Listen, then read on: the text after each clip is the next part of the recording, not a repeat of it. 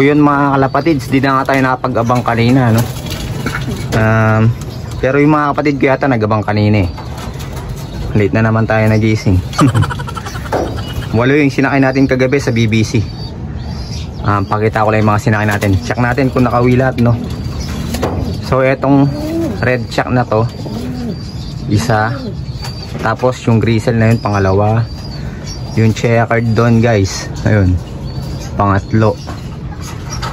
Tapos yun, yung white light na yan na blue bar, pang-4. Yung blue bar na katabi niya, pang-5. Tapos yung blue bar na yun, pang-6. At yung yun, yung checkered, yung Marianoli natin na checkered, pang-7, no? Pang-7.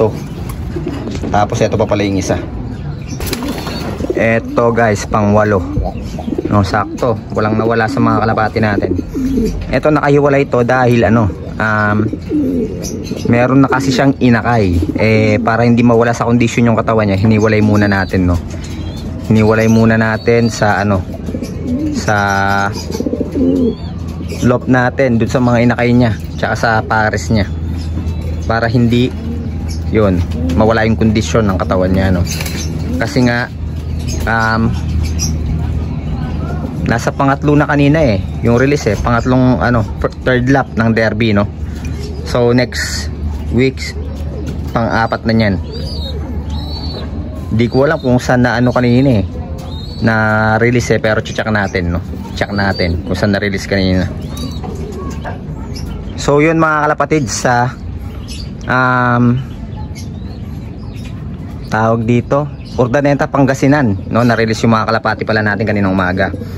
Tapos pala nung linggo, pangatlong derby nila, eto, no, yung black na to, white flight natin, sa San Fernando, La Union naman, na-release, no.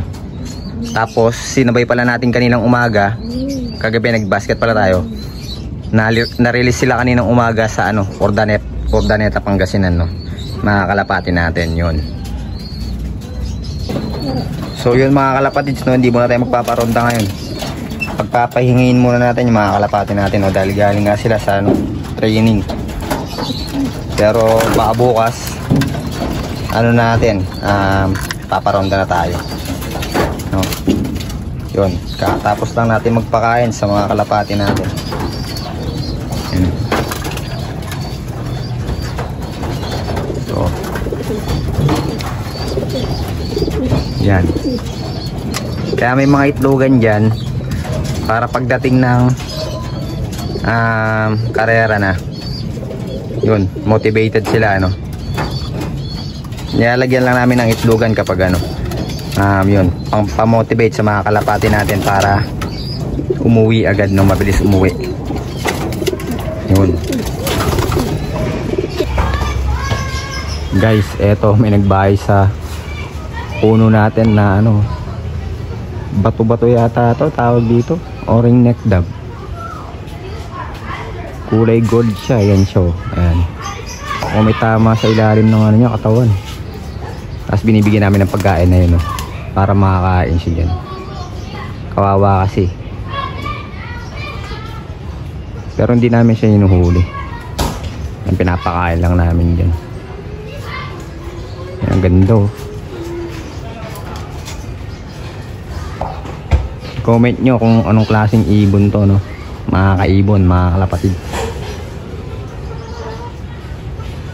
Yan, pinapakain lang namin siya dyan. Hindi na siya mailap. Yan, sobrang lapit ko lang sa kanya. Ayan, dito lang ako tutukan lang guys. Siguro 3 hakbang lang yung pagitan namin, o 4, ganyan.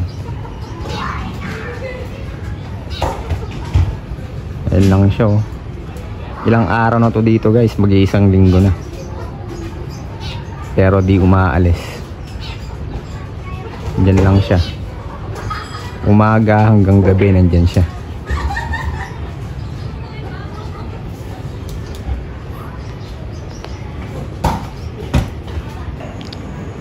So yun guys, gabi na, no, hanapin natin yung ibon na namamahay dito.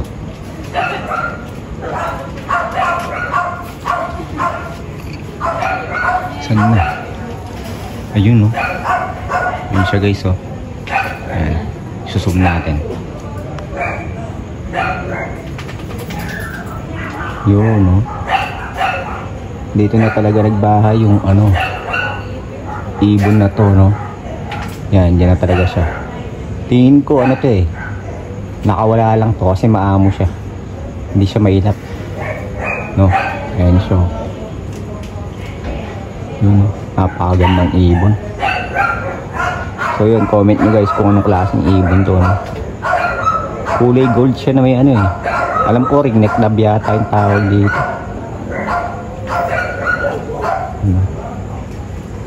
Araw-araw lang siya nandyan. Tapos umiinom siya sa ano, kanal, no? Doon lang siya umiinom sa kanal. Yun.